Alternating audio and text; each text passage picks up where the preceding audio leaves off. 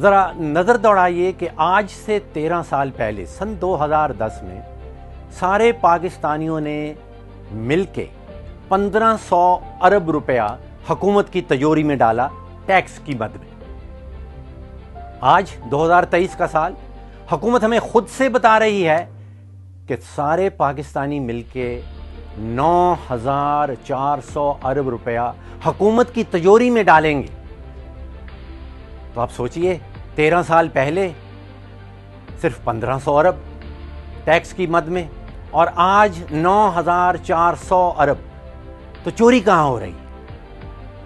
Tax تو بڑھتا چلا جا رہا ہے۔ تو آخر مسئلہ کیا ہے؟ ایک نظر دوڑائیے حکومتی اخراجات۔ دوبارہ سے سن 2010 میں حکومت کے اخراجات تھے 2400 ارب۔ آج حکومت ہمیں خود سے بتاتی ہے کہ حکومتی اخراجات 11000 ارب پہ پہنچ گئے ہیں۔ تو اصل مسئلہ کیا ہے؟ اصل مسئلہ ٹیکس کا نہیں ہے، اصل مسئلہ ہے کہ حکومتی اخراجات بے قابو ہیں۔ سچ یہ ہے کہ پاکستان میں ہر مرد، عورت اور بچہ ٹیکس دیتے ہیں۔ مجھے بتائیے، کیا آپ موبائل فون استعمال کرتے ہیں؟ تو پھر آپ ٹیکس دیتے ہیں۔ کیا آپ پیٹرول خریدتے ہیں؟ آپ ٹیکس دیتے ہیں۔ کیا بس پہ سفر کرتے ہیں؟ آپ ٹیکس دیتے ہیں۔ آپ کے گھر میں بجلی کا کنیکشن ہے؟ آپ ٹیکس دیتے ہیں۔ گیس کا کنیکشن ہے؟ ٹیکس دیتے ہیں۔ اسٹیشنری خریدنے جاتے ہیں؟ ٹیکس لگتا ہے۔ ابھی حکومت نے بجلی کی مد میں ایک 250 ارب روپے کا ٹیکہ لگایا۔ الزام کس پہ لگایا؟ آئی ایم ایف کے اوپر، کہ آئی ایم ایف کہتی ہے ریٹ بڑھائیں۔ ایک 350 ارب روپے کا ٹیکہ لگا ہے گیس کی قیمتوں میں مد میں۔ الزام آئی ایم ایف کے اوپر، ٹیکس لگا 170 ارب، الزام آئی ایم ایف کی مد میں۔ آئی ایم ایف یہ کہتی ہے کہ خدایا 100 کروڑ روپے کا روزانہ کا بجلی کے شعبے میں آپ نقصان کرتے ہیں، یہ نقصان نہ کریں۔ تو بجلی کے شعبے میں 100 کروڑ روپے کا روز کا نقصان بچانا کیا ہمارے اپنے مفاد میں نہیں ہے؟ نقصان حکومت کرتی ہے،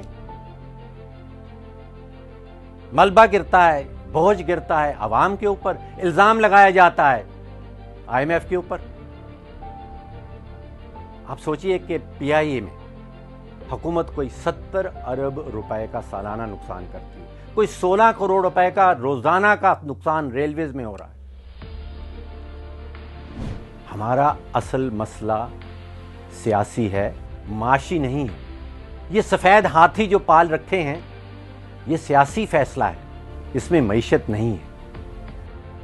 یہ سچ ہے کہ بہت سے ایسے امیر لوگ پاکستان میں رہتے ہیں جو ٹیکس نہیں دیتے، لیکن ان سے ٹیکس وصول کرنا عوام کا کام نہیں ہے، ان سے ٹیکس وصول کرنا ایف بی آر کا کام ہے۔ حکومت کی اپنی غلطی ہے۔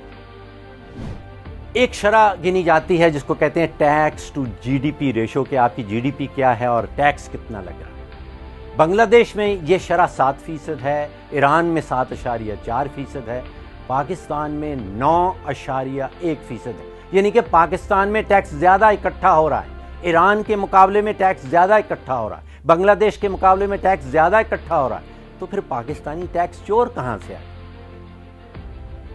یہ سچ ہے کہ انڈیا میں یہ شرح جو ہے وہ 12% ہے، اور اس کے پیچھے حقیقت یہ ہے کہ انڈیا کے صوبے ایک بہت بڑی کنٹریبیوشن کرتے ہیں ٹیکس میں، اور پاکستان کے صوبے جو ہیں وہ ٹیکس اکٹھا کر کے فیڈرل حکومت کو بالکل ہی نامنل سی اماؤنٹ وہاں جاتی ہے۔